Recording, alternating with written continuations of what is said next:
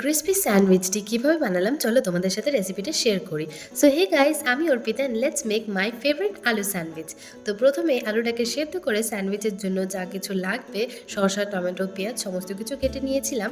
তারপর আলুগুলো সেদ্ধ হলে সেগুলোর খোসা ছাড়িয়ে হালকা করে স্ম্যাশ করে নিতে পারো। দেন কড়াই বসিয়ে তাতে কিছুটা তেল দিয়ে তাতে কিছুটা গোটা জিরে ফোড়ন দিয়ে সেদ্ধ আলুগুলোকে দিয়ে দিতে হবে। তারপর ওটাকে ভালো করে নাড়াচাড়া করে ওতে নুন, জিরের গুঁড়ো, লঙ্কার গুঁড়ো, ধনিয়ার গুঁড়ো, হলুদ দিয়ে ভালো করে কষিয়ে তারপর নামিয়ে নিতে হবে।